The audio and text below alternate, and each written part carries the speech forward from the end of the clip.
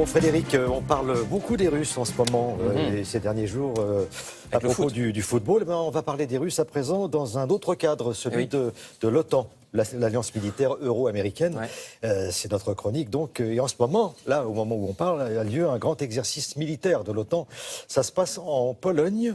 Et les Russes, visiblement, d'après ce que j'ai pu comprendre, ne sont pas très, très contents. Non, ils ne sont pas contents du tout, même, parce que l'OTAN, alors d'abord, je définis l'OTAN, Organisation du traité de l'Atlantique Nord. C'est en effet l'alliance militaire entre l'Europe et les États-Unis, qui sont des deux côtés de l'Atlantique Nord. Je reviendrai dans un instant sur cet exercice qui a lieu en ce moment en Pologne, mais historiquement, il faut bien dire que c'est une alliance qui est plutôt contre les Russes, ou l'URSS, pour être exact. Regardez, on est en 1949, quand est signé le traité fondateur de l'OTAN avec Maurice Schuman, que voici, qui signe pour la France, parce qu'à l'époque, l'URSS est une menace, Staline est au pouvoir à Moscou, et donc on signe à Washington pour ne pas encore risquer une nouvelle guerre. Il y a déjà eu celle de 14, celle de 39. Il faut décourager les Russes d'envahir l'Europe de l'Ouest. Il faut donc une alliance entre l'Europe de l'Ouest et les États-Unis, alliance défensive, comme le dit le ministre américain des Affaires étrangères de l'époque, le secrétaire d'État américain qu'on va voir, M.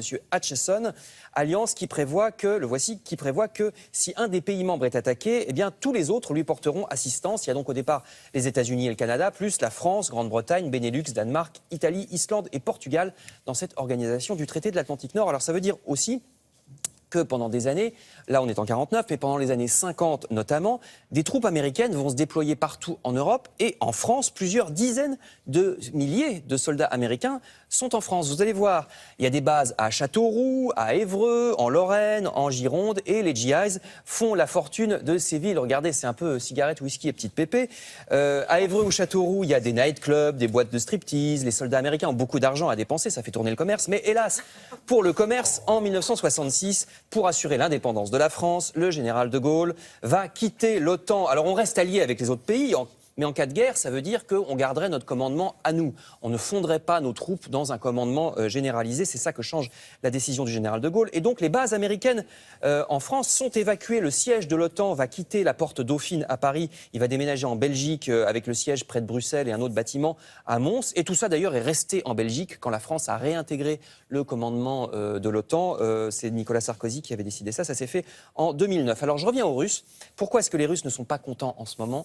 Parce que d'une certaine manière, l'OTAN est toujours dirigée contre eux. Regardez, toujours dirigée contre une éventuelle agression des Russes. Vous voyez cet exercice qui a lieu en ce moment en Pologne.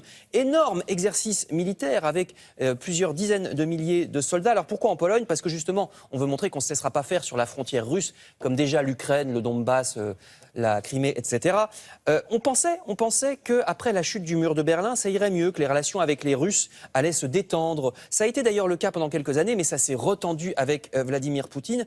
Et d'ailleurs, les pays de l'Est, dès qu'ils ont pu, les pays de l'Est anciennement du bloc soviétique, ont adhéré dès qu'ils ont pu à l'OTAN. Vous voyez, toute l'Europe de l'Est maintenant, ou presque, fait partie de l'OTAN. Il y a la Pologne, la Hongrie, la Roumanie, la Bulgarie. L'Alliance comporte désormais 28 pays. Donc je vous le disais, plus de 30 000 soldats participent en ce moment à l'exercice en Pologne qui s'appelle exercice Anaconda. C'est martial, hein. On se disait tout à l'heure, Maquillage, c'est jamais opération chaton. On essaie toujours d'impressionner. On essaie d'impressionner, toujours évidemment. Panthère. Bon, vous connaissez la fameuse expression « l'œil de Moscou ». Oui. Bon, ben maintenant, voici l'oreille d'Alex Jaffray. Oh là là.